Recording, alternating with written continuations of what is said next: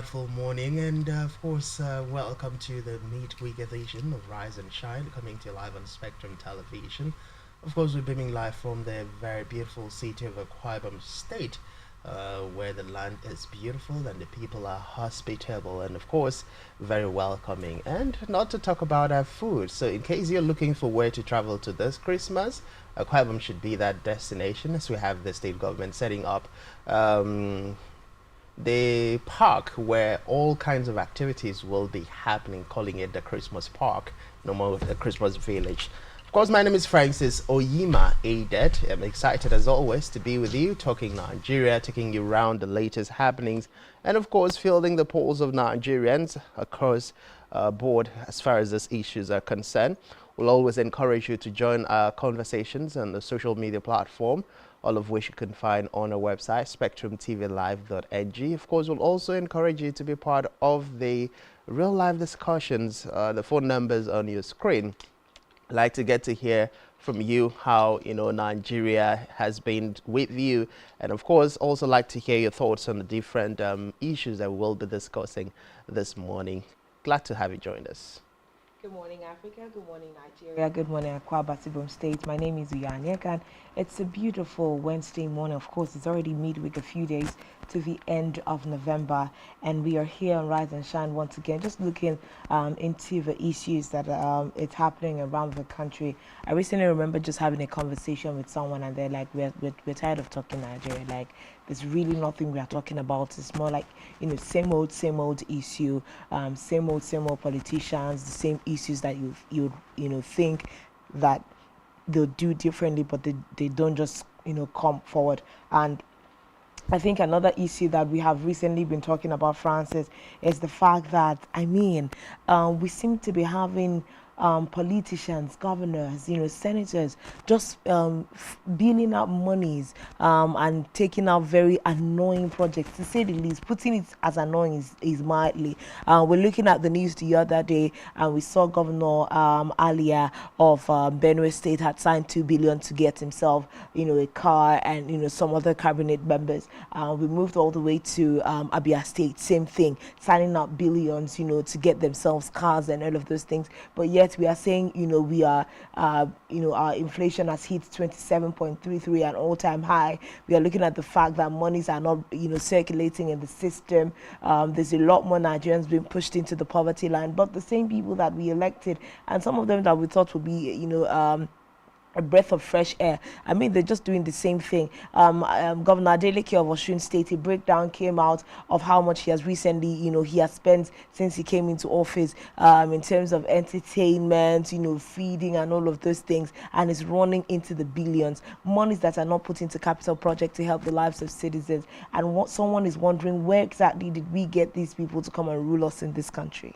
Well, there are certain conversations that we would have as the course progress. A lot of persons are saying the instance and the issue of Adeleke we shouldn't judge so soon, but give the governor enough time. But of course, others are saying it is expected. I mean, he's a dancing governor, and he's not a dancing governor for just by the words of it. It's one who enjoys entertainment. So definitely, those are things that are definitely going to take priority. Remember, one of the things that was said about one of the gubernatorial aspirants in Akwa Ibom State, the oil tycoon, of the gubernatorial candidate of the APC, Akanodofia, was the fact that, people like him who have experienced some level of luxury coming down to become governors would definitely spend a lot more on luxury than on capital project that will benefit the generality of the people. But that, of course, was just a debate that could have been either proven right or proven wrong had the people given them the opportunity. So a lot of people are saying, let's give Adeleke some more time. But of course, on the focus this morning, we're starting off with the federal government, who has revoked over 1,633 mining licenses and have vowed to sanitize the mining sector as the country seeks to diversify the means of generating revenue. Of course, we'll also look at Dave Umahi, the work minister, who has said constructing concrete roads in the country will cost about 35 billion US dollars. That's what will be needed to execute that. We'll look into that issue. Of course, that has been an issue that has generated a lot of reactions. We'll also talk about the Police Service Commission, which has backed the Inspector General of Police, Egbetekun, and has asked police who are due for retirement to quit the Nigerian police force.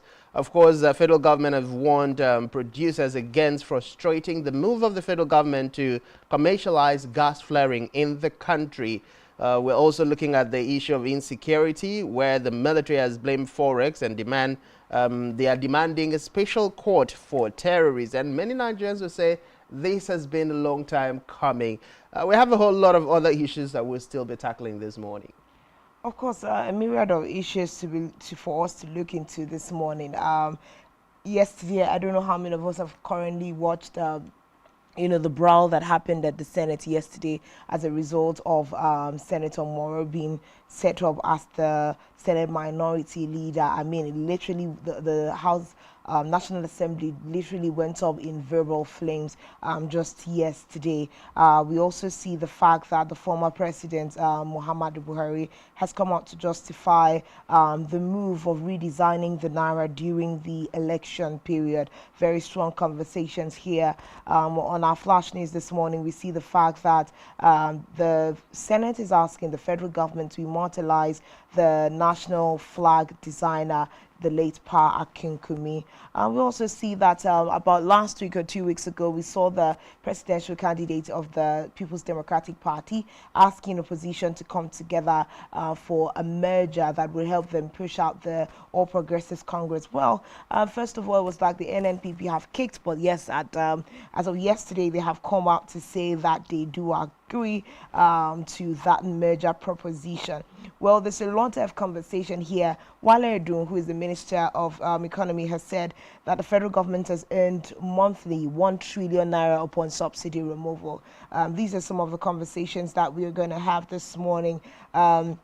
Of course, all the way in Plateau State as a result of the sacking of the governor by, these are speculations, the sacking of the governor by the appeal court. We've also seen the speaker and deputy speaker of the Plateau State House of Assembly resign. These are some of the conversations we have lined up for you on Rise and Shine this morning.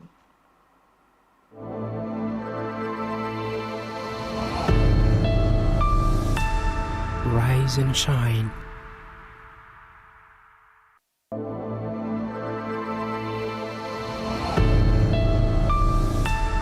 Rise and Shine.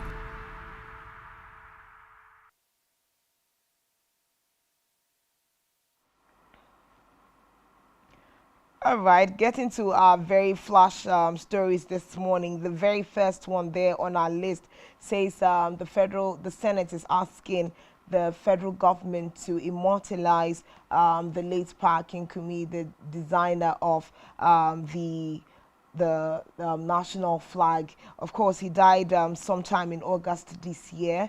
And I know the conversations had always been what exactly did the federal government do for him prior to this time, and how well had he lived his life in terms of being taken care of by the federal government.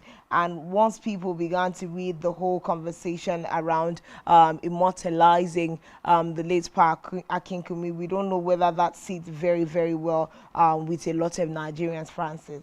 Well, I would always say when it comes to people who have sacrificed, people who have contributed to, creating the impact or creating the identity that we now have as a people, definitely we have to give them the credit that they deserve. And one of such is to make sure we institutionalize them on the annals of history.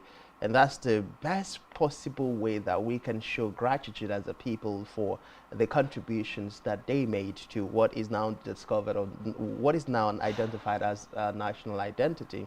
I mean, Pa Akinkunmi is one of such persons, literally unless, of course, the Nigerian flag has changed, then we cannot say any other thing needs to be done except to immortalize him. And even if the Nigerian leadership, the National Assembly or the presidency wake up today and say, okay, let's change the colors of the Nigerian flag, we'll still be talking about who designed the very first Nigerian flag, and then we'll be talking about who designed the second Nigerian flag. Mm-hmm. So either ways, he deserves to be immortalized. He deserves to be given his due honor. And of course, we do hope that the National Assembly and the presidency will be able to come to terms and come around to actually immortalizing him. I mean, there is nothing wrong in, you know, making it official and making it part of Nigeria's history. And then, of course, maybe erecting a monument in his honor. Because So that was the next thing I was going to ask. When you say everybody- immortalizing, what yes. exactly are we looking to do that will immortalize his contribution to the identity of Nigeria? Yeah, I know. Erecting a monument, I mean, it's one of such. I know that Nigeria has a national museum. You're talking about some of the key places in the country, maybe the National Assembly. How about we have a sculpture of his image with an inscription that tells this is the person who, you know, designed the Nigerian flag. You know, things like that will go a long way. So when people visit the National Assembly complex, for instance, they will see, oh, part of the tourist attraction would be the designers, or some of the, you know, historical facts would be one of Pakinkumi's, you know, sculptor, and then people will get to read a little bit about him, and then the design of the Nigerian flag, the message behind the flag, you know, the interpretations of the colors and all of those. So, but why didn't we have it when he was alive? Because I think that's my worry. First of all, they've also asked that the federal government conduct a state burial for him. I personally like to see the kind of living condition that Pa Akinkunmi lived in, you know, before his death. What kinds of insurance did the federal government make available to him in terms of health, in terms of finance? Was he put on any kind of? Yes, I know that he was put on some kind of. What we call it a pension from some time not too long ago in these 20s, 2018 or thereabout. I know that this conversation had popped up one of those years, and then some review was done in concerning his state of living. But I'm saying, as opposed to how much the federal government did for him in his lifetime, I beg your pardon, moving for a state burial and immortalizing him now. Why are we doing all of that in a person's death? He was alive for a very long time. We could have immortalized him then.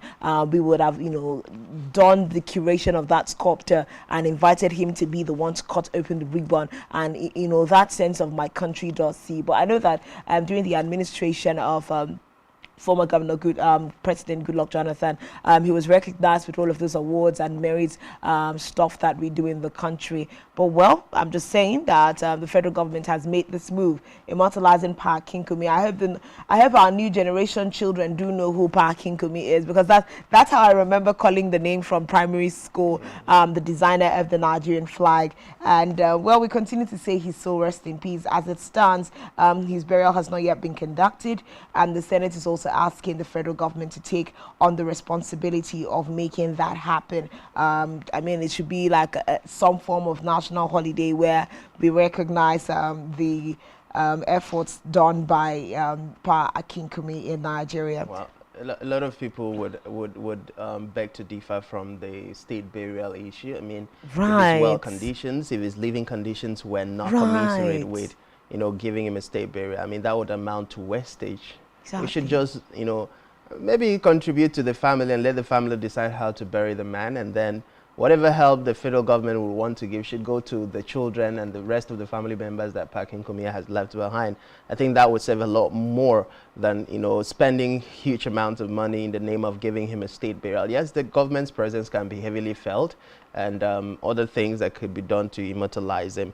But of course, moving away from that, we're talking about the fact that the federal government has revoked 1,633 mining licenses from illegal miners and miners who are not registered with the relevant agencies in the country. Of course, they've also consistently vowed to sanitize the sector. Remember, since President Ahmed Bola Tinubu came on board, there has been a lot of conversations about sensitizing the mining sector, making sure that the solid mineral sector is maximally utilized to also diversify the country's economy and improve the quality of revenue that is being generated.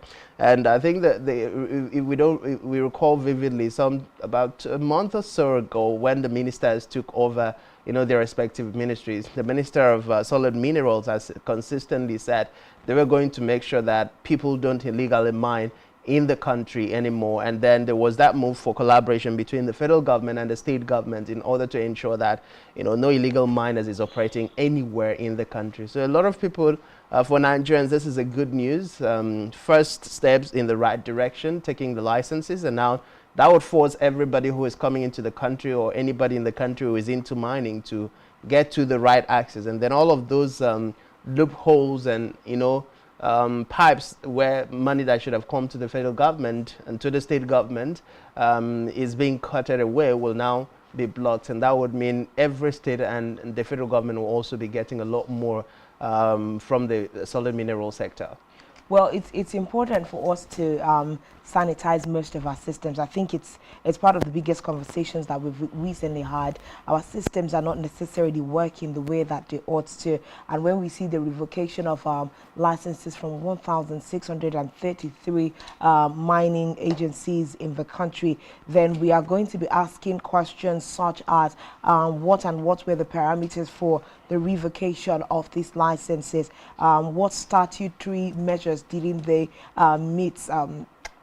For the ministry to revoke. Now, 1,633 licenses is quite a lot of licenses. Also, it also brings you to the question of how many mining operators do we have within Nigeria alone, and then we are trying to stabilize how we can hone the resources that we have within the mining sector, not just in Nigeria but also in Africa, because we have a lot of these kinds of natural resources. And even on the sidelines of this G20 summit that was recently had by African leaders and the G20 community, looking at how to take advantage of these kinds of natural resources to diversify our economy is also something that was placed on the table. So if we have people that come into communities in Nigeria, and primarily I think with revoking licenses will come to exploitation of the communities where this mining is done.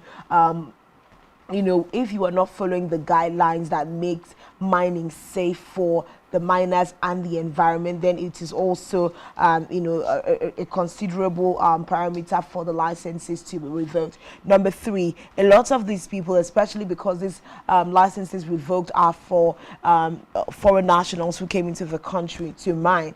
If you are not following the directions of the country with regards to even remittances of revenue generated from these mining sites, then the ministry is right in charge and in their rights to revoke these particular licenses. But let us see, when you revoke the licenses and these particular mining sites are left open, what next is the federal government going to do to take advantage of these mine holes? And just talking about diversifying the economy, it means we have to increase our intensity with regards to mining. We also have to make sure that the produce and the products that we are mining can be reproduced in terms of refined in the country. Not that the way we have done it with oil and gas, now it will be the same thing with other natural resources mined out of Nigeria, Francis.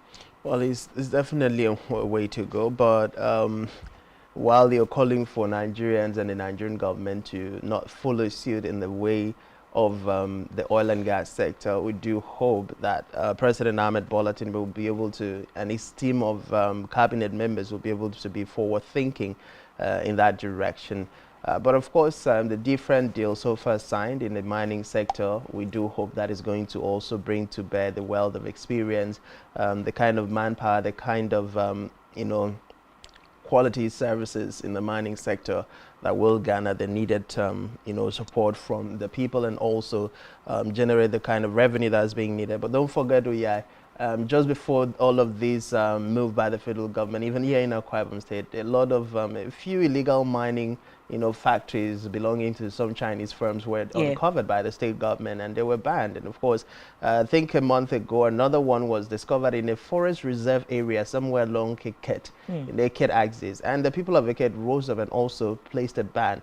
I mean, people were, mining illegally, and then under the guise of, getting the permit from the federal government. But upon investigation, the people of the area got to discover that. So it shows that a whole lot of things are going wrong in Nigeria. People are just coming into the country and doing whatever it is they feel like, of course, but those things cannot happen without some level of collaboration So it's a Yes, great yes, move for yeah. the federal government to begin the sanitization, and we do hope this works for our collective good. Yeah, we do hope that it works for our collective good, especially because we're trying to place ourselves in the front line for international competitiveness in the mineral and solid minerals sector. But on our very last flash news for this morning, we see the fact that upon the People's Democratic Party presidential flag bearer in the person of Alhaji Atiku Abubakar coming out about a week ago to ask that opposition come together, form a coalition, and merge their political ideologies together to oust APC out of governance. Initially, there were conflicting reports of the NNPP saying one thing, the Labour Party doing one thing. But as of this morning, we can confirm the fact that the new Nigeria People's Party NNPP has welcomed the call by former Vice President Atiku Abubakar for the merger of opposition parties to wrestle power from the ruling All Progressives Congress APC. Of course, the party's position was made public in a press conference addressed by the AG National Chairman of the party, Abba Kawu Ali, in Abuja on Tuesday. Of course, Ali said upon the fact that the former vice president of the country called for a merger. Now, it is a way to checkmate the inordinate drive of the ruling APC toward a one-party state and protecting our hard-earned democracy. So it's more like the NNPP have had the time to think about it, and they're saying that they see the call from Alhaji Atiku Abubakar as patriotic and a welcome development for which they unreservedly commend him. Now, they said they have modifications to that collaboration being proposed by the PDP presidential candidate. Of course, they say it's our belief that such an arrangement should be all-encompassing and broad. Of course, there's going to be terms and conditions to look at here, not just that the proposition is going to be taken hook, line, and sinker. Of course, to that extent, the NNPP is reiterating its position that the former vice president's latest call is a proposal they applaud wholeheartedly. Now, they had stated earlier, while fully moving to embrace the initiative and applaud it as a matter of necessity, the NNPP is looking at this issue from a much larger perspective, they said, and are considering all factors inherent. Now, the NNPP, without any iota of doubt, is open to collaboration, alliance, and any arrangement with any of or all the political parties, including the PDP, the Labour Party, and APC, so long as such collaboration, alliances, or arrangement will be in the utmost interest of the Nigerian people and the protection and consolidation of the Nigerian democracy. So yes, they are applauding and saying that this is a good move, but they're saying there's going to be terms and conditions that must favor, well, for now, we see them fronting the Nigerian people, and I don't know if this is something that should really be appreciated, but it looks like it's a step in the right direction. Let's see how much more this develops. Well, it's a political move that had long been expected. There were a lot of speculations, there were a lot of rumors during the electioneering period, but of course those rumors and speculations never saw the light of day. Coming just a few months into this administration, it means that Atiku Abubakar is definitely, thinking ahead of what is going to happen in 2027, and does therefore trying to make a move that will allow the generality of the other opposition party be able to unseat the incumbent of President Ahmed Bola Tinubu.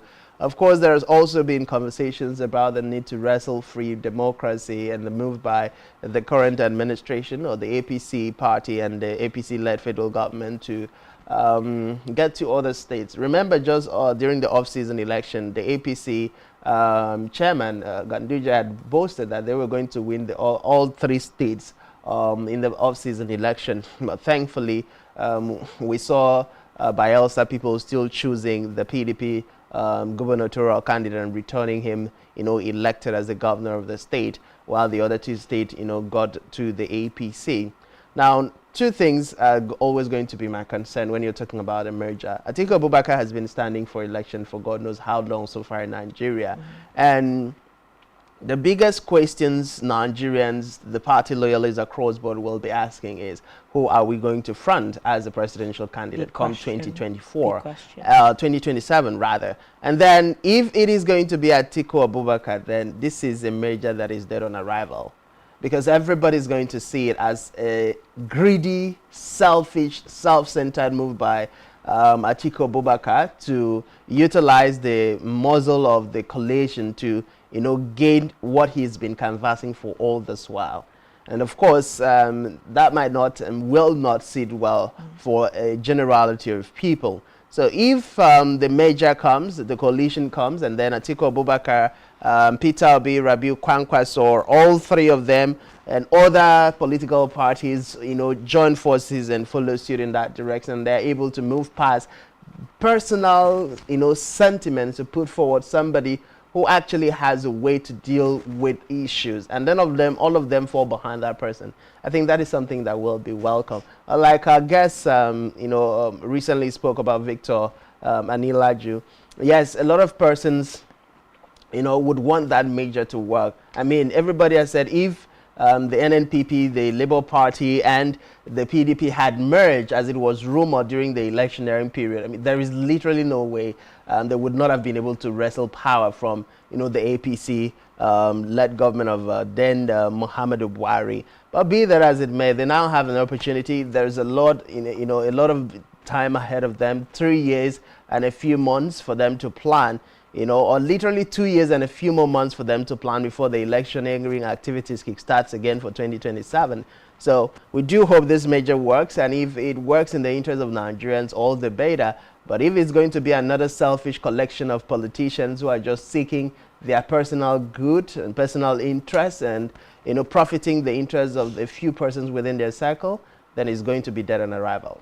It would be dead on arrival. I think another thing that we can see from the statements sent out by the NNPP is that they have not, locked in on this particular merger proposition. They are still open-ended when they say they are open to any of the parties that comes forward with the strongest argument. That includes the APC. Remember that upon the, the release of this information initially by the People's Democratic Party and what was perceived as the first response of the NNPP, there were allegations that Rabiu Kwankwaso of the NNPP was already dancing strongly to the tune of the APC. So we still see it in this other statement that although they applaud the merger proposition by the People's Democratic Party presidential candidate, it's not that they have accepted it, all hands on deck. It's more like if you come with a stronger argument and it favors the political climate of Nigeria at the time and the people of Nigeria, we will go with it. If the APC comes with a stronger argument, it looks like the NNPP also will be going that way. So I think it's not something that comes with full circle of celebration just yet. They're just saying, we see you. Let's hope that we can have better conversation. But this one is a really quick one. We see that the PSC is backing the IG Egbetokun, asking policemen due for retirement to quit. I think it was still there were some servicemen upon, okay, now that's going to be the Nigerian military upon what's now the installation of the new service chiefs. They had to retire, and there were some people that were trying to hold fast to their seat. But here is it again now in the Nigerian Police Force. We see the Police Service Commission backing the directive of the Inspector General of Police, Olukade Gbetokun, asking policemen aged 60 and those who have spent 35 years in service to immediately tender letters of voluntary retirement. I think we have a benchmark of what retirement is in the country and in different parastatals. If you have come of age, why not just go home? And number two, what that would do for us is that it will give us room to be able to take on more people. Remember that the Nigerian Police Force especially has cried out that they are understaffed. They do not have enough men on the force. Do we have room enough to even take on fresh blood to be able to, imagine that we have young men and women of this century who understand the place of technology in any aspect of the economy. Imagine how good we will be able to reface what the Nigeria Police Force is. So this is now a strong conversation. Now, a memo containing Egbetokun's directive read cooperation with other government bodies in compliance with the directive of the Honorable Chairman, Police Service Commission, directing you to draw the attention of all members of the force to the emerging and disturbing trend in the Nigeria Police Force, wherein officers upon attainment of 35 years in service or 60 years of age refuse to proceed on to retirement. I think it would be bad if you wait for the Nigerian Police Force to forcefully retire you. If you've come of age, I think just bow gloriously and say thank you and let other people have a way to serve the country. Well, yeah, it's laughable first, because we know in this country, upon entering any job or any office space, people declare their age. It's not just about the declaring of age. We're not even going to that point yet. Okay. But upon entering in the job, you're filling your details, and one of such is age. And there is supposed to be a police service commission, isn't it? And that means there are people who keep documents, who keep the files, who look into the files of all the police personnel. And we should be able to see when this person started working, how long the person has been in the service, when is the person retiring. So this is more or less like the Nigerian Police Force coming to tell Nigerians they don't have records and they don't know who has been where and how long the person has been serving the country. So it's laughable. I mean, in Senate crimes, one would literally know from, you know, just looking at the payroll, just looking at the database of the workforce. Oh, these persons joined the police force at this period, and by this period they're going to retire. And this is something that the Nigerian police force should be doing on a yearly basis, because literally in this country we know that the Nigerian police force at some point was recruiting every year, which means every year there should be a group of Nigerian police personnel and other agencies of government who are due for retirement. But why are we not having that? I mean, it's laughable for the police to now come and tell the personnel to, you know, voluntarily retire. That is definitely you saying, oh, you don't even have records of who is ready for or who is due for retirement. Because if you had the records of who is due for retirement, it would have simply been a matter of sending a memo notifying those who are due for retirement. So that memo would have said, oh, you have served the Nigerian Police Force for XYZ, maybe a year to the end of the retirement, maybe 2 years to the, you know, the time of retirement, maybe a few months. So the person begins to know that, oh, okay, if the person had forgotten or had gotten carried away, you already know, okay, you have saved for 30 years or you have saved for 29 years, you have 1 more year to serve. And then, of course, your retirement is next. And then people will plan better for their lives, or regardless of the situation, will accept. But when you now begin to come down and say people who have, you know, gotten to retirement age of 60 or have spent 30 years in the force, you know, should tender later for resignation or retirement. How many persons are going to do that? And that comes down to the issue of declaring age. In this country, declaring your age is as simple as going to the market and buying snacks. So you are now opening the grounds for people who are already in the force, who will not want to retire, to go falsify information and then find a way to smuggle it into their files.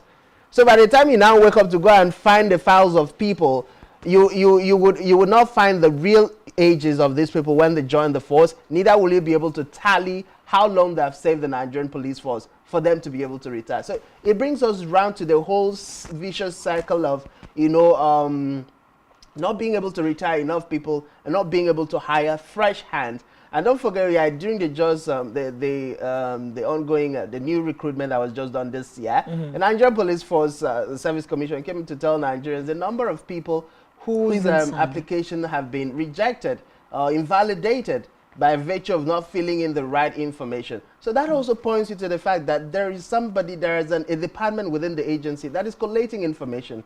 So if there is a department collating information, why can't we have detailed data of people who are due for retirement and then just send a notice to these people, notifying them, as opposed to asking people who know they are due for retirement to now tender like begging them to come and go. Exactly. Well, it's a serious issue, and we know that even in the Nigeria Police Force system, there are those that are retiring willfully, like, I have come to the end of this, I'm not going to go. But it looks like, you know, there's a number of people that is making it difficult for Egbetokun and others. But this way we put a wrap to our flash stories and we'll head on straight to our major stories.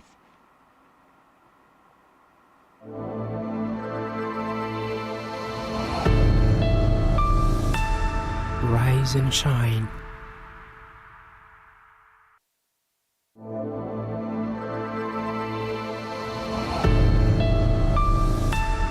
Rise and shine.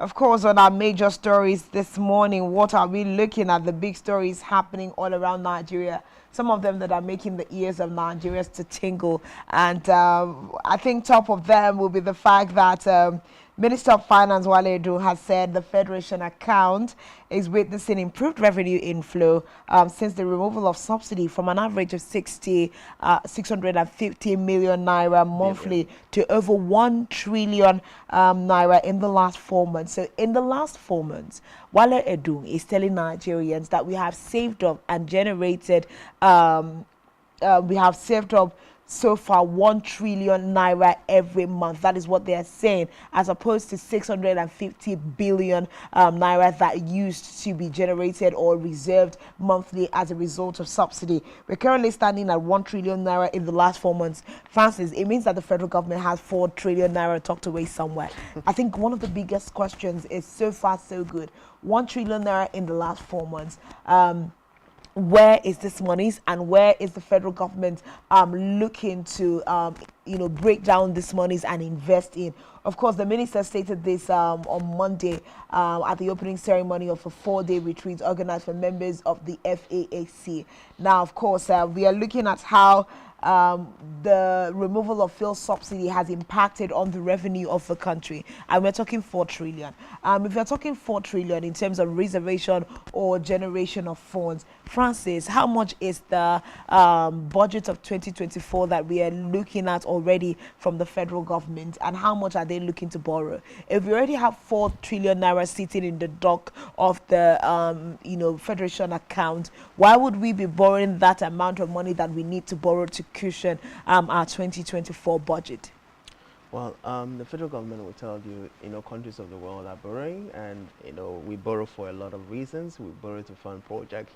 But this is not a conversation that is just coming on the heels of this. Remember, after just 1 month of the ending the fuel subsidy era, President Ahmed Bola Tinubu had told Nigerians in the first 1 month, 1 trillion naira, was saved. Okay, so shortly after that, the Nigerian people asked, what has been done with that 1 trillion naira that was saved? Where has it been channeled to? Now, Wale Edu is saying 4 trillion has been saved. Very big first questions Nigerians would ask is, where is the money? What has it been used for? What will it be used for? I mean, it's not enough for the federal government to always speak to the press and tell Nigerians, oh, this amount has been saved. When it comes to the question of accountability and transparency, I think the Nigerian people would unarguably ask the federal government to be a lot more committed to, putting forward details, information about how much the country is making and how much is being channeled into what, and as at when that money is being channeled. We are looking at a whole lot of conversations about padding. We're looking at a whole lot of conversations about unaccountability on the part of the MDAs. We're looking about, funds that have been released to government offices and agencies not being properly accounted for. I mean, how do people in government coffers even do procurement without receipts of what they procured and how much it costs for those things to be purchased? So it's a whole lot of disturbing scenario playing out for Nigeria. And many people will say, yes, the National Assembly is kickstarting probes into this, probe into that. We're talking about, just yesterday, we were talking about the COVID-19 fund. We've been talking about the money allocated to ministries. All of these probe, where is it headed? Are we going to be certain? Can the Nigerians people beat their chest and say, oh, at the end of the day, the National Assembly's probe, we have been able to see that 10 people were found wanting. They have been, charged to court. The court verdict has been given. They have been found wanting, and they have been confined to prison custody. And of course, the money that they stole from the public treasury has also been recovered and has been channeled into XYZ area to better the lots of Nigerians. That is the biggest concern. I mean, the fight for corruption cannot be seen as being successful without us seeing evidence of people who have wronged this country and her people being dealt with decisively within the provisions of the law. Now, we've also seen that the Delta State Governor, Sheriff Obovori, at the event called for detailed accounting statements and reports from the Central Bank of Nigeria, stressing the need to avoid delays that would hinder state governments from meeting their mandate. Now, we're talking, it takes us back to the conversation of transparency, Francis, and it's a really big issue. We're also seeing the fact that the Minister of Economy, Wale Edun, is also talking about, oh, the president has put in measures to mitigate the effects of subsidy removal. He has palliative plans. Francis, we borrowed $800 million and another $500 million, and also, for palliatives in this country, but we have 4 trillion naira that is talked away. We have 1 trillion naira that has been generated every month. Now, if we would even take 1 trillion of these monies that have been generated to put into the agricultural sector, to put in the transport sector so far, we would be doing way better. Now, literally, Nigerians will not know that, oh, subsidy has been removed, because we will see that these monies that have been taken away from subsidy removal have been reinjected into the economy in other ways, and it is helping to buffer, and people are moving forward as normal. It was the presidential candidate of the Labour Party who said that the whole conversation around subsidy is a farce. I mean, just something that people in the echelon of governance are using to literally more like scam Nigerians. Because if you say we are saving up this amount of money, we need to see a direct channel of investments where the federal government is taking this money to invest. Now we're talking investments that are direct, that will be a direct impact on Nigerians, not just that you're beginning to do 1 or 2 projects. Francis, one of the biggest things that they have talked about was the fact that by the end of this year, which we are literally sitting on the brink, that one of the moribund refineries in Nigeria is going to be working. Now, if we took 1 trillion of that money that we have reserved or generated as a result of subsidy removal, I know that Nigerians do believe that at least one of the moribund refineries will be up and running by the end of this year, if we took all of that money and judiciously invested it in doing that. But so far so good, giving us summary statements at conferences, it's not going to cut. We need to see breakdown, and it's just like when we have the House of Representatives calling for probes into MDAs and looking into allocations and budgets, what they used it to do. This is also something that the House of Representatives should look at. If you say we have 4 trillion, please, Mr. Minister of Economy, let us know what are the plans of the federal government. So far so good. How much of that 4 trillion has been touched, Francis? Because it's different from telling us this is what we saved. You need to tell us how much has been touched and how much we actually have saved up. But I mean, these are strong conversations that would say the likes of Wale Edun and the presidency are the ones to answer us. But there are big questions, and Nigerians would do hope that we do not turn into 2024 continuing to ask questions that do not have answers. Well, Nigerians would do hope that we get to that point, but it's always a conflicting situations playing out. I mean, if we look at the fact that the president just said he came to inherit an empty treasury and that we don't really have money, now you're hearing 4 trillion naira saved, and then you would literally just ask, even a child in the womb will first ask, what exactly are we saying? How do we balance what is coming out from the federal government? 4 trillion being saved, made an empty treasury, we don't have money, that's the reason why we have to borrow. So they're like, the federal government seems confused with what to tell Nigerians and how to justify things that are happening. But the generality of the people would still come to one fact. If we are going to trust the presidency of Ahmed Bola Tinubu, if we're going to trust the president's much touted talk of transparency, accountability, and inclusive governance in the country, then we should be able to see the direction. We should be able to see those actions that shows commitment on the part of the federal government, on the part of the presidency, to let Nigerians in on a day-to-day activities of what is happening in government, especially when it comes to expenses. But moving away from that, still talking about revenue, we know that as far as gas flaring in Nigeria is concerned, annually it's been postulated that Nigeria loses about $2.5 billion to gas flaring in the country, and that's a huge amount of money that should have gone to the federal government and could have been utilized to solve some of the problems that we have in this country. We see that the federal government has warned gas producers to stop discouraging awardees in the gas flare commercialization program for embarking on the project. Of course, they gave the warning at a meeting that had operators in the upstream petroleum industry and the chief executive of the Nigerian Upstream Petroleum Regulatory Commission, Benga Komolafe, in Abuja.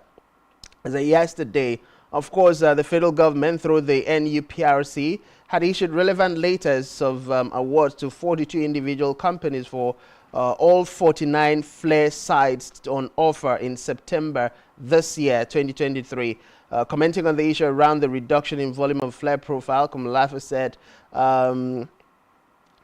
the gas flare volumes on offer rose from several technical sessions with perspective based on historical performance and activity-based projection. Now, literally, the federal government is advocating for, should we say, is pleading with people who had been enjoying the gas flaring or benefiting from it to move away from it. Oh, yeah, it still goes back to the same question. If we say the federal government is in charge of Nigeria, do we need to beg people who are breaking the law? Do we need to beg people who are going against our collective growth as a people?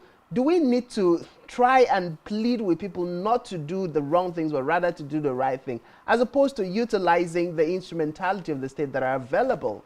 What happens to prosecution? What happens to arrest? What happens to charging people who are working against the growth of Nigeria as an entity? Well, that's a really big question that we are looking at now. And what happens to the executive arm of the government also putting down their feet to insist that no one will come into the borders of your country and make it uninhabitable for the citizens. Looking at the federal government's warning producers against frustrating their move. Not just that you are flaring this gas in within our shores, you're also stopping the federal government from being able to commercialize this flaring. Remember that when we're talking about gas flaring, it is a byproduct that can be refined into several other beneficial products that can help the economy of a nation, that can help the people of a nation. And as we continue to make and have the conversations about moving from fossil fuel to greener energies, these are some of the commodities that can be used by federal governments. And if we have countries like Nigeria that it really does churn out quite a high number in terms of gas flaring in the country, then we should utilize that to our benefit. It also means that if a nation in Africa is talking about being one of the fastest that will transit from fossil fuel to greener energy,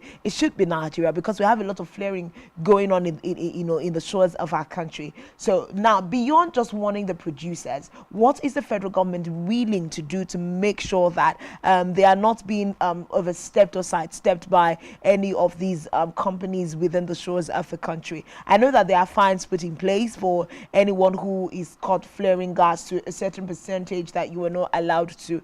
So when this money is coming, do they even go to implement taking up these fines? And is the fine even enough? If you go beyond fines, what other punitive measures can you put in place to make sure that you are able to get the due returns that you would from this gas flaring? So we need to, go beyond just having, these kinds of, warnings being sent out. What is the blueprint of the agencies involved in oil and gas, the upstream and the downstream sectors of oil and gas, and the bodies, directly involved with these kinds of needs in the country? What is the roadmap and the blueprint that they have put out for themselves to be able to nip this in the bud? Next thing, we are going to have a review of the Nigerian Bureau of Statistics telling us how much we have lost through gas flaring and the inability to commercialize it. But when we have this kind of data, let us now review and look into the best possible ways that we can actually use to make sure that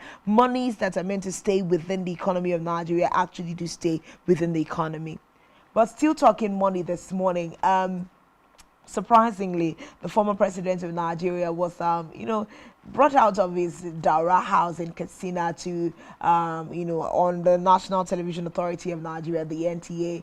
And in the interview, he was asked why the Naira redesign was done during the electioneering period, and the former President Muhammadu Buhari justified why the Naira redesign policy was introduced during the 2023 general election period. Remember, there was a lot of controversy around it. Some people were saying this was a political move by the Buhari-led administration. Others were like, oh no, it had nothing to do with the elections. Some people said it was a move looking to stall a particular presidential candidate at the time. And others just said, oh, it was the best move for the economy. But here is it. The horse who took Nigeria to drink by the water has come to say that it was actually a politically motivated move by his administration. Now, of course, this is his first interview since leaving office, and according to him, the Naira redesign policy was intended to show Nigerians that there is no shortcut to power. More like, a lot of presidential candidates might have wanted to use the weapon of money to get themselves into power, and he was stifling the circulation of the Naira to make sure that that didn't happen. Now, remember that the Central Bank of Nigeria, our state governor, Godwin Emefiele, implemented the Naira redesign policy, which forced many Nigerians into hardship due to the scarcity of the currency. Now, Buhari said the motivation is to try and make Nigerians believe that there is no shortcut to successful leadership, in the sense that service is not easy. As I said, after 3 attempts and ending up in the Supreme Court. Now, Nigeria, believe it or not, quoting former President Muhammadu Buhari now, we are an underdeveloped country. It's beautiful to see a former leader of this country actually put the name right. We get so impressed by our material things and sometimes ruthlessly don't care how we make the money. Now, you should be rich, have a fantastic house, flashy cars, and go overseas regularly. Now, he said a lot of Nigerians will say that, that's very stupid. Now, they would rather have the quickest or fastest way of getting there, and the only way of doing it is to try and accumulate some money to have a lot of money. Now, of course, just explaining his way out and looking at the compromises that so many people are willing to make. Now, he said, patriotism, if you sympathize with your own people, ordinary Nigerians, and how they struggle to maintain their household, at the end of the day, I think this explanation does not actually suffice.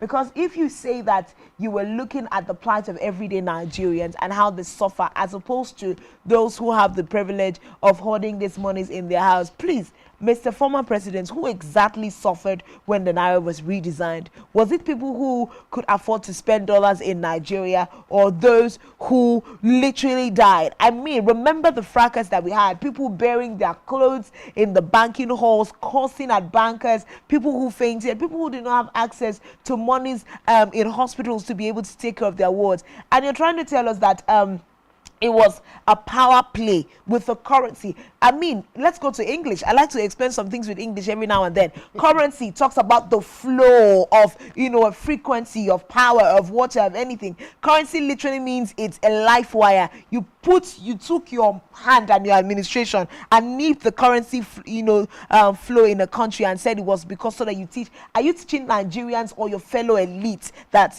power cannot be gotten by, what and what? And now I'm even missing what he was talking about. You cannot be teaching Nigerians. That lesson was learned by Nigerians and not by the elites, Francis.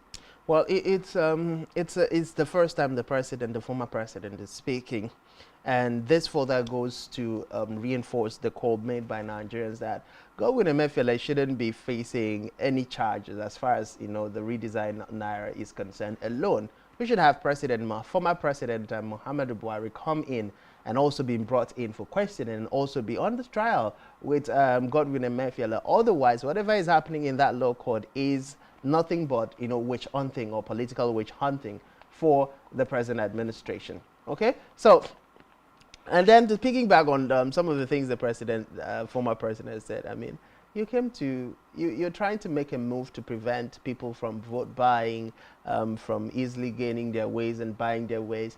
But let's be realistic. Let's be real. Let's be honest. Mr. President, can you tell us how many elites were lacking money or were crying out of lack of money?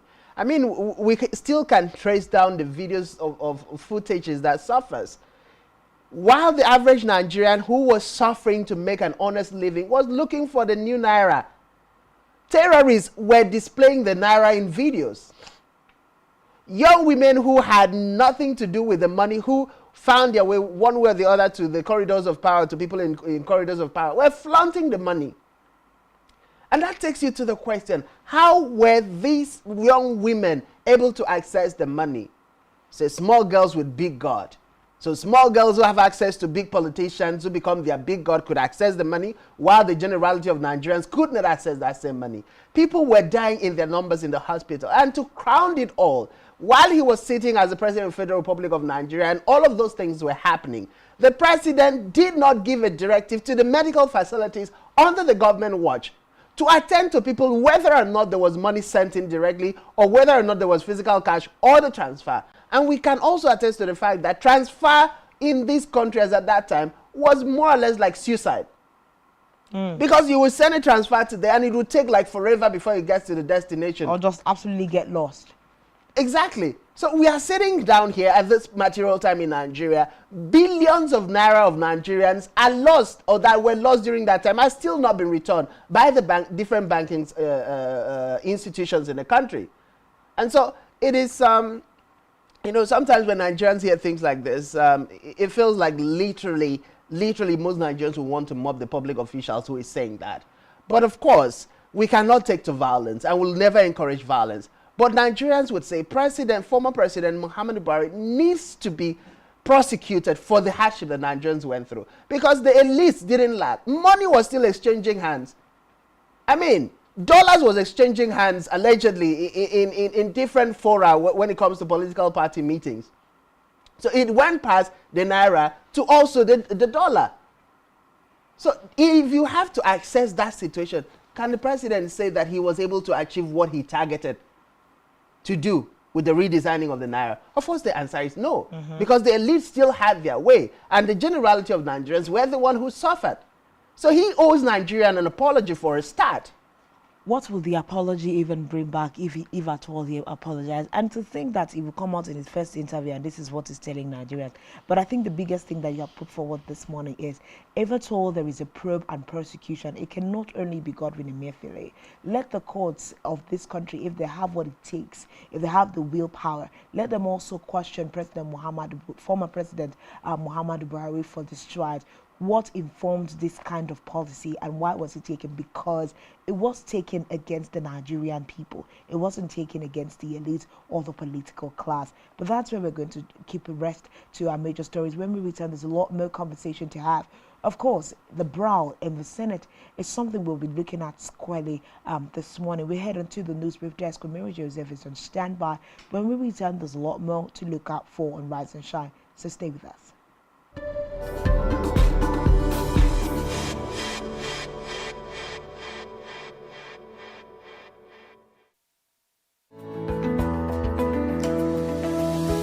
Business exists only to meet the needs of the people.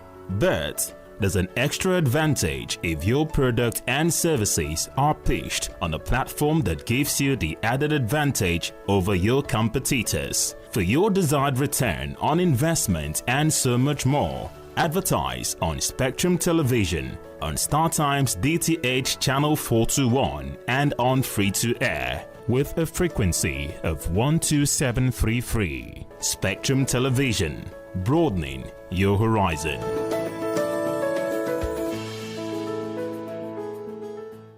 Christmas season is here again. Are you aware that making your business or product visible on the television space gives your brand a wider visibility and patronage? In the spirit of the season, Spectrum Television is offering a whopping 25% discount on all services. Advertise your products and services while this offer lasts from 1st December 2023 to January 31st, 2024. We are a television with a passion to take your business and services on a satisfactory lane. You do not want to miss this opportunity. For more inquiries, visit our city office at number 2 Taft Plaza Close off Akaitinen Road, Uyo, Akwa Ibom State, or call the following numbers on your screen. Spectrum TV, broadening your horizon.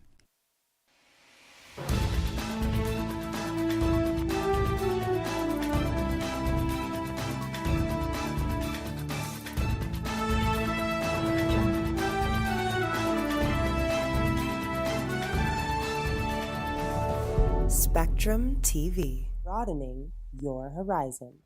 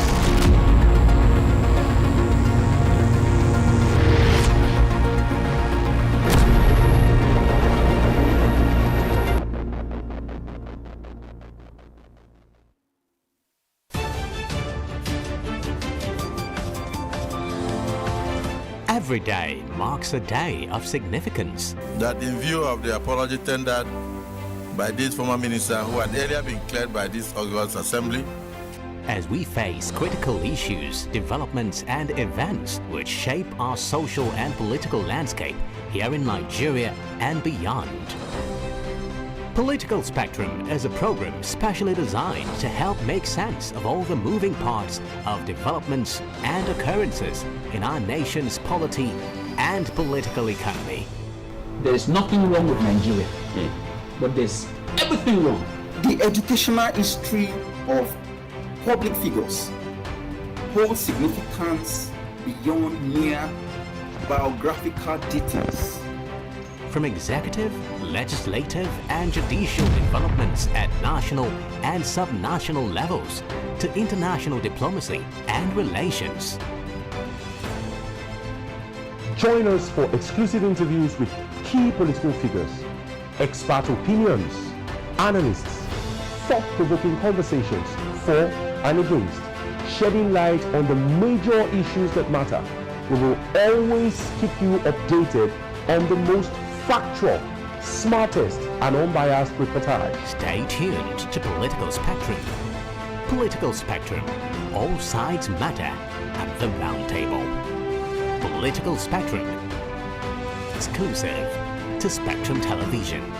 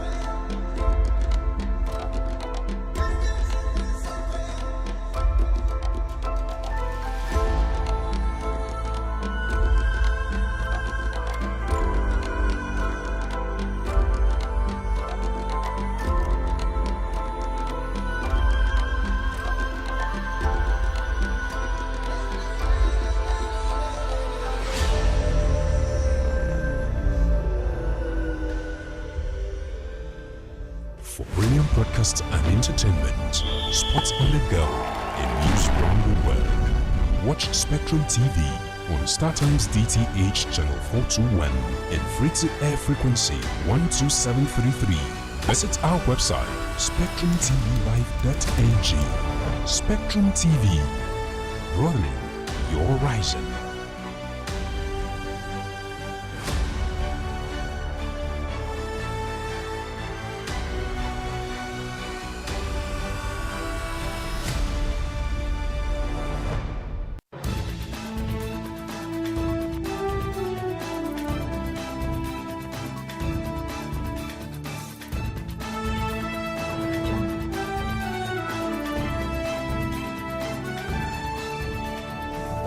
Spectrum TV, broadening your horizon.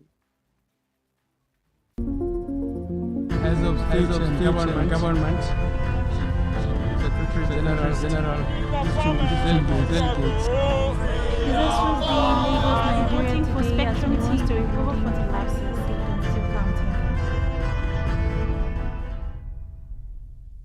As of government, Secretary General, delegates. This was the Lagos Nigerian for Spectrum TV to recover 40 lives in State County.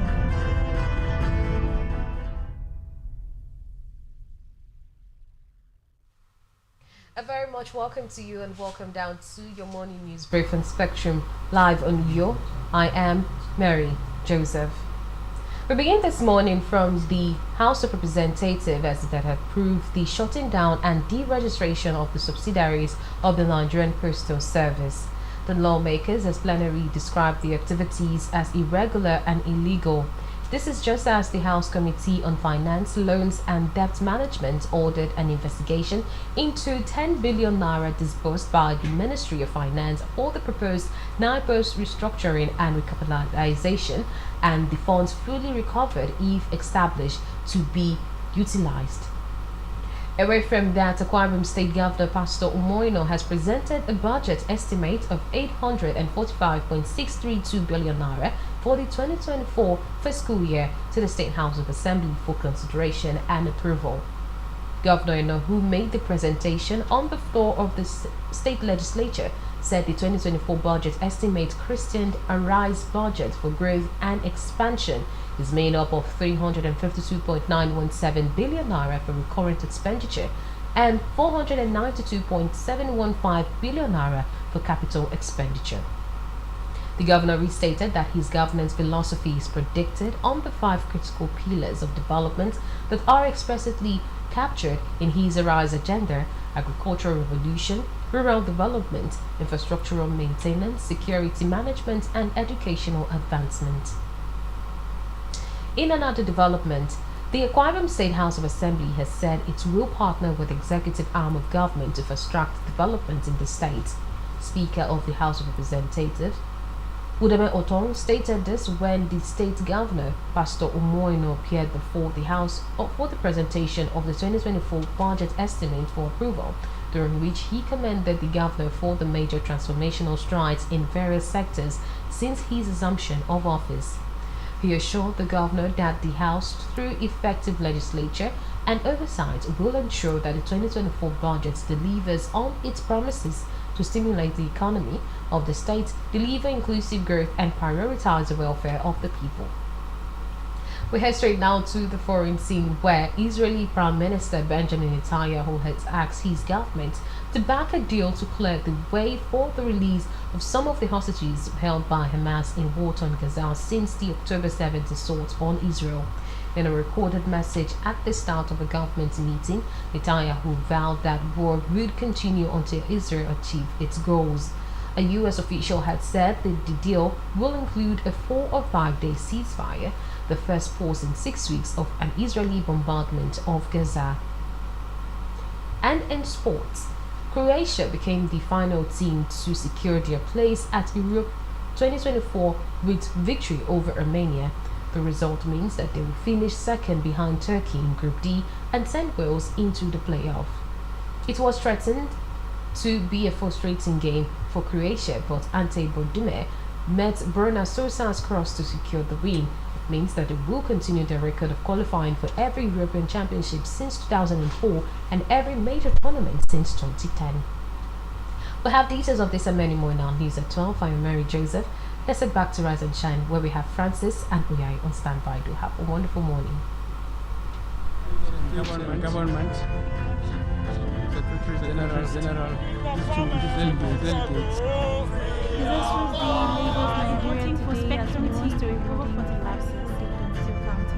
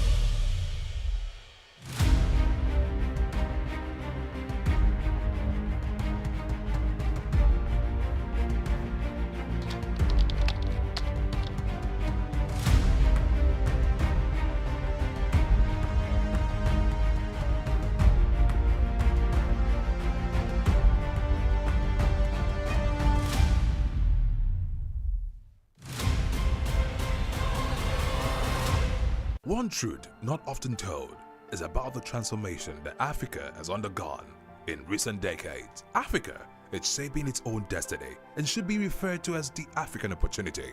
On Spotlight Africa, we paint the African picture the African way, laced with truth, detail, and the color of the African continent. Join Uyai Anyekan every Tuesday and Thursdays at 4:30 p.m. Spotlight Africa, telling the African story. Every society is premised on the quality of relationships forged by its inhabitants. The health of these relationships determines how well people, relationships, organizations thrive and how long they stick together. Join Uyai Anyekan on Connect every Wednesday from 6 p.m. to 6:30 p.m. and on Sunday 2:30 to 3 p.m. on channel 421 on Star Times to catch all the conversations, interviews, real stories and how to navigate relationships and family life in the 21st century. Real people, real faces, real stories. Connect live on Spectrum Television. Nigerian police, which is the only one allowed by grossly abused. Our governors have to share police powers with the president and stipulated by the Constitution. We do not have a federal government police force. We have the Nigerian Police Force, which shall be administered, organized, and supervised by the Nigerian Police Force. No, my lord, I want to say something. I want to say something here. Perhaps it might also enlarge the scope of people who should be invited here for examination. My lord, if we cannot find those who literally murdered Abiola, who are those people who could be said to be the beneficiaries of the death of Abiola? Rogers has linked you with some of the killings he did. He never did. He linked you with the attempted murder of Hebrew. He did not. My lord, the matters council is leading the evidence in our matters. Is this an adversary proceeding? It's not, my lord, but we can't be talking about cases which are in court. Is this an adversary proceeding? It's not, my lord. These cases are in court, my lord. I'm just reminding your lordship. My lord, sorry, my lord, I think I'll be in cross-examination. Legally Speaking, a program that deals with legal issues and questions we face as citizens of this amazing country, Nigeria. Legally Speaking. Join us every Friday from 5 p.m. to 6 p.m. for Legally Speaking.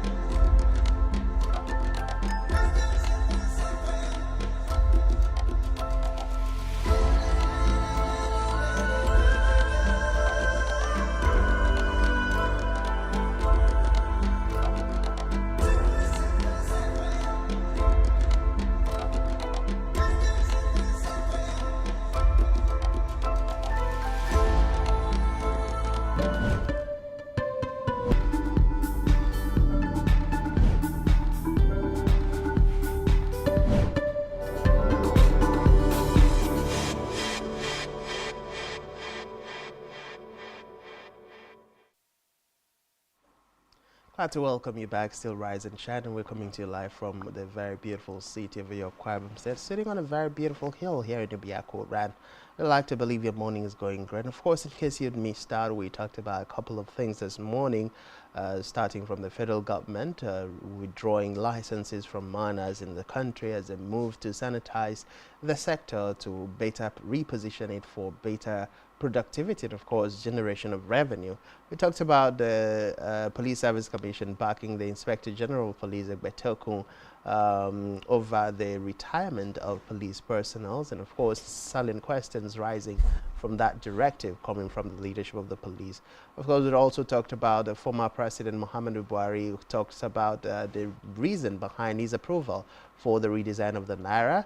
We also talked about the fact that Minister Wale Idun has talked about the fact that Nigerians have been able to save, or Nigeria has been able to save 4 trillion naira so far as a result of ending the fuel subsidy regime. Of course, a whole lot of other issues, all of which you can catch up on a social media platform. Currently, we're streaming. And of course, you find the social media link at SpectrumTvLive.ng.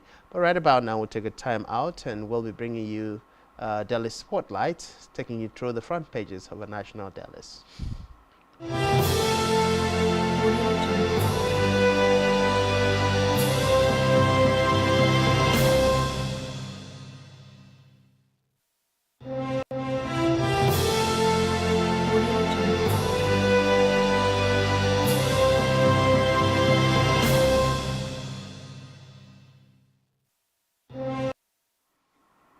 Daily Spotlight this morning. We're going to go straight to the Vanguard newspaper as our first stop. The big story there says why insecurity is not going away yet. Service chiefs. Warders assisting imprisoned Boko Haram insurgents to operate. Very worrisome statement there, says CDS. says armed forces underfunded. Francis, how can we say that the armed forces are underfunded? That's a big issue. After all the allocations they get, ADDS Finnish government projecting Simon Ekpa, okay, alleges Ekpa sabotaging security agencies' efforts in Southeast. Cost of aviation fuel, introduction of surcharges affecting NAF operations, says Air Chief. I met battered police force, says IGP. Laments police personnel grossly inadequate. Insecurity will soon be over, says Defense Minister. Security welfare of people, primary purpose of government, says Speaker Abbas. Declare national emergency on kidnapping, says Huriwa, urging President Tinubu. Okay, of course, we see there. Those are like the offshoots of the their probe at the House of Representatives. We also see here Nigeria's recounts drops 13% as oil output rises to 1.4 barrels per day, 1.4 million barrels per day. Page 19 is where you can find the details. Brutally frank, Nigeria doomed without restructuring and federalism, says Clark, Adebanjo, Asiodu, Anya, Akinyemi, and Utomi, authors. We also see here overturning Kano, Zamfara, Plateau voters' decision in court unacceptable, says Obasanjo, page 10. That will also look like a conflicting statement coming up from that personality. We also see here Nigeria, Germany sign $500 million renewable energy gas deals. Page 8 is where you can find details. Rivers crisis. 2 factional assembly lawmakers hold separate sittings.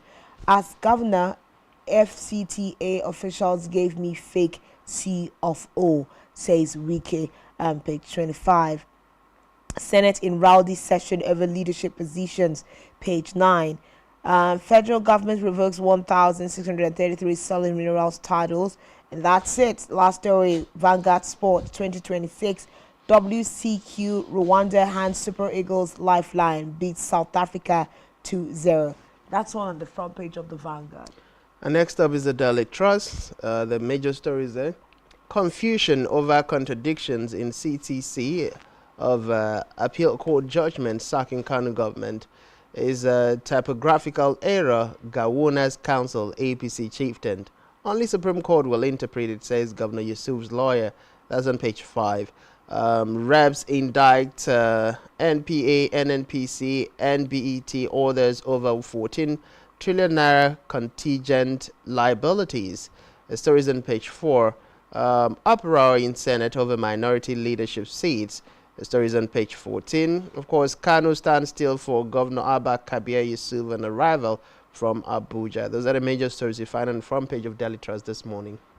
Moving away from Daily Trust, let's look at the Nation newspaper. Big story: government asks Supreme Court to extend old Naira notes lifespan.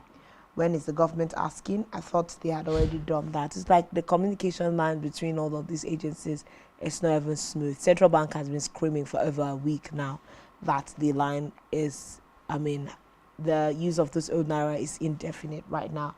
Well, that's it. We also see here Nation risk return to currency squeeze risk crisis. Apex Court fixes November 30 for hearing. Security are challenges by service chiefs. IG. Police ill-motivated and neglected. Finland frustrating plan to repatriate IPOC chief. We also have here 5,000 kilometers, I beg your pardon, of pipeline vandalized. Carry laments. We also see here factionalized Rivers lawmakers in separate sittings. Senate okays minority leadership in rowdy session. Nigerian companies signed $500 million power gas project with German firms. We also have here, as the last story this morning, federal government needs $35 billion for 30 kilometers concrete road. Wike, I have saved 110 billion naira for FCT already. Big story. That's all we have. Well, that takes us to the next paper, and that would be the front page of the Punch newspaper this morning. On the front page of Punch, we see state spends 1.7 trillion naira on trips, meals, orders, borrow 988 billion naira. The story is on page 23. Of course, we also see federal government revokes 1,633 mining licenses, vows to sanitize the sector. Page 21 has a story. Nigeria, Germany signs $500 million renewable energy gas deals. Page 20 has a story. Insecurity, military blames Forex, demands special court for terrorists. The story is on page 2. Of course, Ghetto in Paradise, Abuja pupils learn in sheds, endure DOM's order. The story is on page 3. Very disturbing one. Those are the major stories you find on the front page of the Punch newspaper this morning. We'll take the Nigerian Tribune next. Big story, of course. I'm still looking at the offshoot of the meeting that the service chiefs had with the House of Representatives. Service chiefs blame judiciary for freeing suspects. Okay. We also see expose how warders collude with Boko Haram suspects. Express concern over activities of Simon Ekpa in Southeast. Call for special court to prosecute insurgents. I inherited a battered police force, says IGP. All of these details are available on page 13 of the Nigerian Tribune. We also see here, of course, that story from former President Muhammadu Buhari, why I approve Naira redesign, says Nigerians hold leadership host stage. Minority leadership sits Senate in rowdy session as LP kicks. We also have a PDP lost LG poll in Ogun because I rejected plots to bribe police. INEC Obasanjo says Obasanjo, okay. Nigeria targets $10 billion ship charter market as Oyetola meets marine and blue economy stakeholders. Reps approve $73.96 as oil benchmark for 2024 fiscal year. Lagos government didn't finance Sanwo-Olu's Lego battle, says Commissioner. Page 8. On NNPC unable to pump oil from Warri to Benin in 22 years, says Kiari. From Warri to Benin, somebody will wonder how far that is, but they have not been able to pump oil from Warri to Benin in 22 years. And that's all the stories that we have on the front page of the Nigerian Tribune. Well, there are a lot of stories on the front pages of our national dailies to read up for yourself this morning. Some very disturbing, particularly the Abuja pupils learning from very close to the dump site. Of course, one can only imagine. I mean, if this is happening in the nation's capital, it begs for the question what is happening in other states and constituencies within the jurisdiction of Federal Republic of Nigeria. But this is where we'll take a short pause and go on a short break. When we do come back, we'll be returning with our guests to look at some of the top stories on national dailies, and of course, other issues that affect us as a country.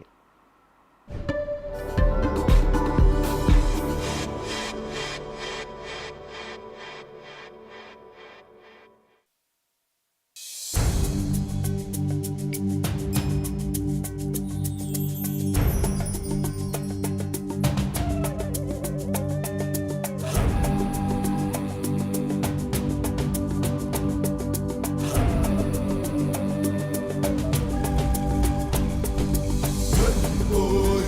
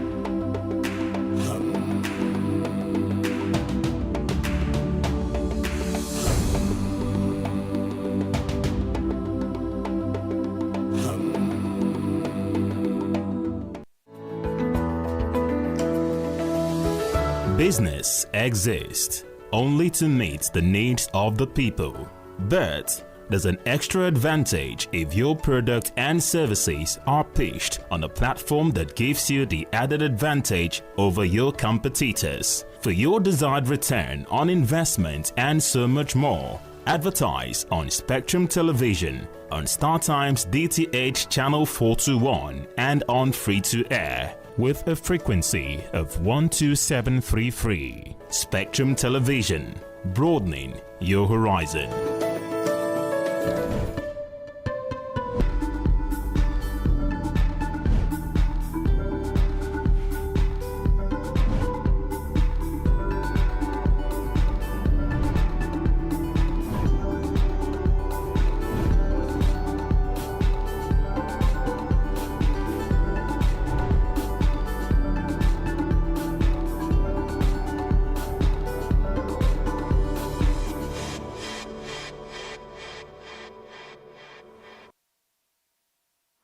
Thanks for still being there. Of course, this is Rise and Shine, the midweek edition, and we're being joined by our guest, Victor Onomo, who is a public affairs analyst, to look at some of the issues that are happening around the country at this time. First of all, we're going to head straight to the Senate, where we saw the fact that Moro was appointed the new Senate Minority Leader. And as a result of that, there was a certain brawl that happened in the Senate, where we have the member representing the Labour Party being, literally calling out the Senate President and expressing his displeasure.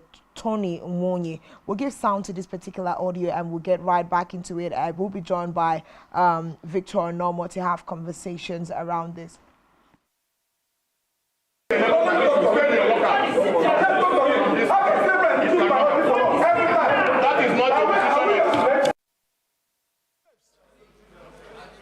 Are we your slaves? The way you elected was the way you were elected. Are we your slaves? How else you can suspend me here? Are we your slaves? Every time you keep on picking leadership for us. We are not your slaves. Whether you like it or not, the way you elected was the way we elected. We are not your slaves. The way you elected was the way we elected. How else you can suspend me? You have done your worst, Mr. President. What do you mean by that? You have done your worst. You have done your worst. You have put us to the wall. Thank you.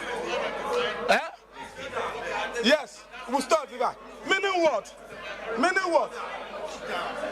Meaning what? Meaning what? It's unfair. It's unfair. It's not about me, it's not about any person. It's about the institution of Senate. Thank you, sir.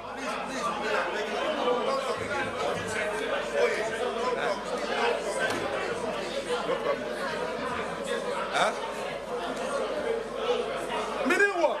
Every time you give it tomorrow, they want to contest election. They want to open up. He's putting it up. So 20% they will run the course. He brings over the police part of them. Give a couple, give a couple. He's not that easy. Give a couple to. Not about level. Give him. Let's go see him. Let's go see him. Yeah.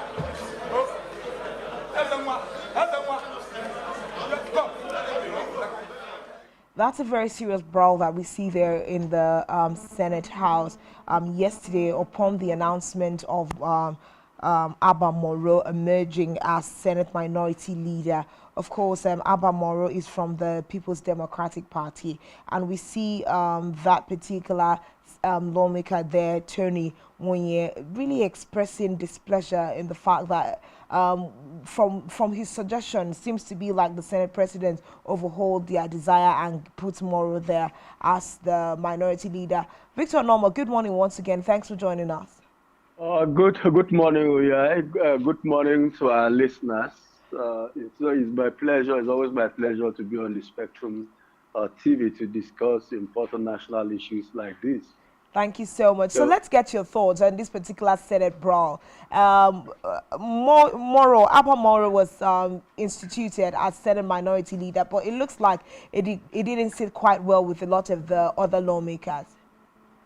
Well, let's start this way. You see, where you have politics is where you have the highest number of hypocrites, sometimes not sounding nationalistic, only being interested, shouting out where things affect them negatively, but when the same thing works in their favor, they appear to lose their voice.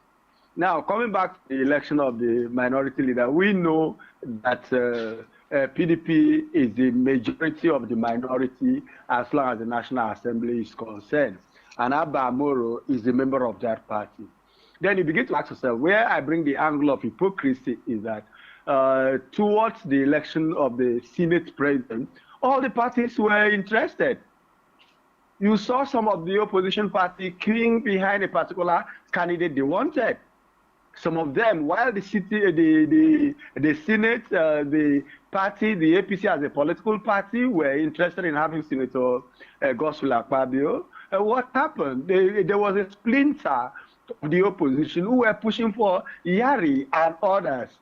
So as long as the minority are interested in the politics of the majority, it's also expected that the majority will be interested in the affairs of the minority. Now, we come to issue of choosing a minority leader, my sister, until our democracy is deepened, until there is that opposition in terms of opposition, not cross-carpeted opposition people who left their party to another party simply to achieve political aim. We should have institutionalized opposition, parties that are not ready to compromise over certain issues, parties that will provide alternative platform. That is where you can tell me that there is opposition. For now, I do not always see them as being important or vital opposition. What is actually playing out is that this particular sharing opposition does not favor me. Ask yourself this question. You saw what happened when there was public outcry on what do you call it, the purchase of SUV vehicles to the senators. Now, while some political parties were out there crying or using that as a way of making their own opposition versus head, their members in the National Assembly did not reject that gift. Because what you would have looked at is this: the opposition will come to tell you, look, this policy of the government is not working, This particular aspect you brought in, we don't like it. We resist it. We dissociate ourselves from there. But when it comes to collecting, they still go back, collect the money, collect the SUV, and but when it comes to position sharing, that is when you have opposition. So in my candid opinion, to me, they are only opposition of circumstances. They are not that deep-seated opposition we require in our political setting. So I may not agree with, based on principles, I may not agree with the Senate president imposing anybody. I wasn't there to see the imposition, but I can excuse him based on the fact that the man imposed is not a member of his own party. And the party we talk about, Abba Moro, is in the PDP. And we know that PDP is the majority, constitute what we call a majority among the minority in the Senate. You just talked about... So let me just allow you to land your thoughts. Yes, please. No, I have said that the decision is not bad because it is going to the right opposition. Okay. It's going to the right opposition, yes. So you just talked about an institutionalized opposition. Just recently, the presidential candidate of the People's Democratic Party has called out to opposition parties in Nigeria to merge and try, and work out modalities to oust the APC.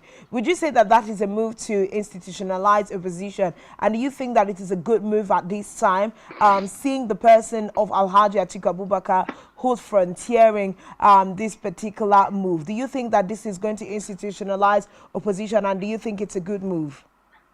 Well, going by who made the state, let me just take the message. Because if I want to look at the messenger, I will completely reject the message. Because he left a splinter group from the APC then, from the PDP then, to join the APC in order to oust the dead President Goodluck Jonathan. Now, in that group they left, they had people like Chibika Amechi, Tambuwal, you had then Senate President Saraki and co. And if you check, was he actually satisfied?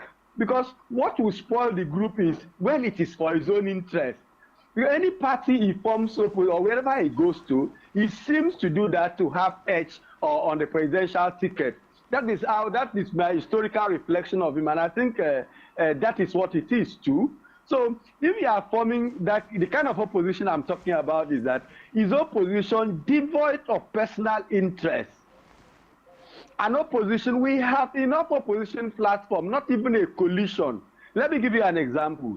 If you have Labour Party is in charge of Abia State, if they want anything to showcase to Nigeria, they can use Abia State as a model. Then anybody looking at it in subsequent election will now say, oh, look, with what Labour Party is doing in Abia State, if it is replicated in this country, it will be fine. At that point, they will naturally get the people towards them. We also talk about, yesterday I made analysis, that the PDP was always talking about resource control and all that. Then my question is this, for example, in Akwa Ibom here, you hear them talk about resource control, you hear them talk about marginalization based on the issue of resources available in Akwa Ibom. But ask yourself a question, how does the PDP in the state treat those areas or areas where these resources are generated from? What is the state of Ibuno? What is the state of Eastern Obolo? What is the state of Mbo? Those coastal areas, how do they run? So they are not sincere. To me, they are not sincere. I want a viral opposition. It need not be a coalition, because these people you see here, like the APC and the PDP, what's the difference? To me, it's just a dozen and 12. Because the same people you have here during election will cross carpet into the other party. Are they cross carpeting based on ideology? Are they cross carpeting to achieve their political aim? These are the few questions we ask ourselves.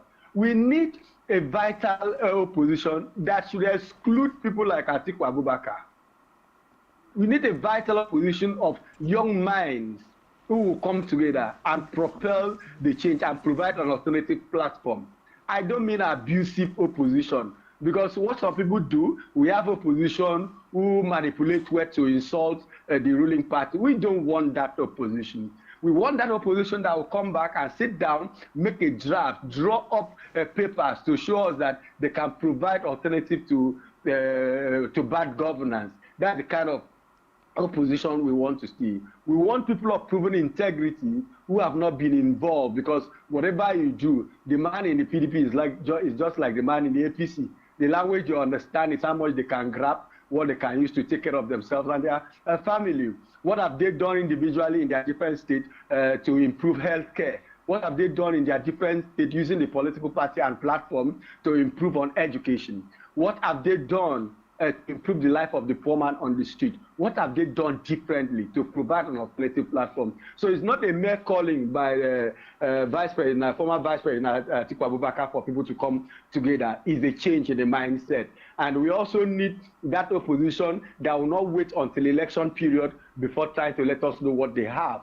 We want an opposition that can start now to provide better political education to the people and influence them. Not people will see, because as you can see, the poor, the people have been so impoverished that they are no longer in charge of their thinking.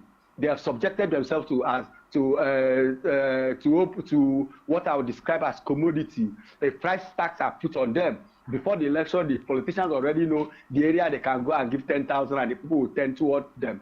They already know the area they will go and give 5,000 and the people will vote for them. So until we come together to preach, not just the opposition, we need a vital and a vibrant civil societies organizations that will continuously talk with the people.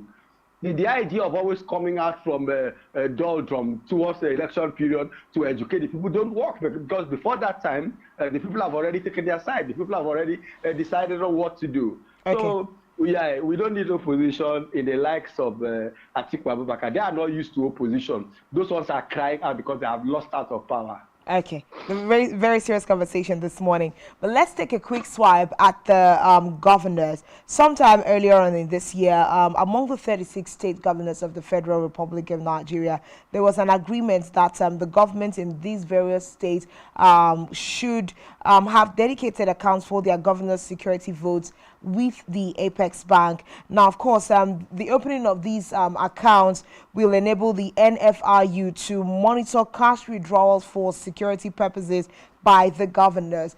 Victor Nomo, they want to centralize where state governors across the 36 states of the Federation draw their security votes from. And we all know without a saying that the security votes of state governments and governors, it's more like their rebound fund that literally used to do anything that they so please without quote and unquote checks and balances. But at this point, there is a move by a January 5, 2023 directive to have banning cash withdrawals from public accounts.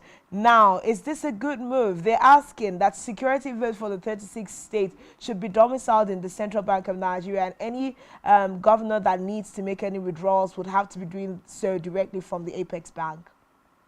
Well, at last, there is no conflict in the Constitution. If it does not conflict with the position of the Constitution, they can go ahead and do that, because the governors deserve to be checkmated. See, so finally, do you know government security vote? Now, ask yourself, do you find it? You discover that people in states where you have a Mokum, in states where you have a vigilante organization, this vigilante organization are still captured in the budget. They are captured miscellaneous in the budget. So what you now ask yourself is, what happened to security votes? Mm-hmm. So this security vote have more or less become a personal giveaway money to the governors. This it has become their holiday funds, the holidays fund to the governors, because you don't see this happening. You don't see them using. You see, some of them even boastfully tell you, they boastfully have said it, that if you do anything, the security fund is enough to deal with you. The security fund shouldn't be a gift. It shouldn't be a package to the governor. The security fund should be checked, and it ought to be ensured that the security fund is used for security purpose. Because you can't give somebody money for security and we are having this level of insecurity in the country. You don't even have a good governor that wants to, check the security can do that through information gathering. We don't even sometimes need most of the bodies, the proliferation of the bodies we have had. What will they do? They go into different communities. They can have committees, fund these committees, ensure that every movement, every unusual doings is reported to the security agencies. Now, make them have a better link and cohesion with the traditional institution, the youth organization, civil liberties organization, and all that. That will engender proper security and cooperation. And with better security and cooperation, it will also engender a better economy. We shouldn't lie to ourselves. You can never and will never achieve economic growth, political growth, or social development without security. So we see that We see that state governors are saying that if this is done, it is going to affect how quickly they lay their hands on funds to address immediate security needs in their state. Do you think that this is a strong enough argument? I don't understand the issues of emergency. If we are having emergency security situation, we are talking about security. We are not talking about hyperreaction, because hyperreaction is when you just get back there. Something happens at this moment. Maybe there is armed robbery somewhere. Do you need to go and get money to go to come and cop the armed robbery? If you have done your job well, if you have planned for your security, if you have looked at your security situation, you should be able to know what lies ahead of you, or you should be able to know how to tame what had happened before. So do you now wait? Are you now going to withdraw money instantly? Even if, for instance, now, if you need to cop armed robbery within a locality and you need armed, are you now going to immediately, that day of robbery, you will acquire those items those days and fight? So it makes no sense. Okay. Things are budgeted for. You look at area, any governor that does not know areas of their areas of vulnerability, any governor that does not know where it has security challenges, it's not a governor, it's not on ground. All right. You should know, if you are from a state, you know, look, within this particular axis, there's always a rising insecurity based on cultism. You should know that within this area, there's always a rising cases of maybe Imbu, or, you know, you have a rising case of kidnapping there. All right, now, serious you conversation. plan ahead of that. All right. Serious conversation, but absolutely, we're already out of time, and you've been sharing a lot this morning, of which we appreciate you for. We've been speaking with Victor Onomo, who is a public affairs analyst. Of course, he has said that with regards to security votes, if it is not against anything in the Constitution, it's a fine move by the NFIU. Thank you very much, Victor Onomo, for coming on the show this morning and sharing your wealth of knowledge. Thank you for having me. God bless you. Great day. Thank you so much. Of course, it's been the Wednesday edition of Rise and Shine, but we apologize. This is the much we can take. Time is against us. Until tomorrow, when we return to bring you more conversation, stay well and be blessed. My name remains Uyai Anyekan. Bye-bye.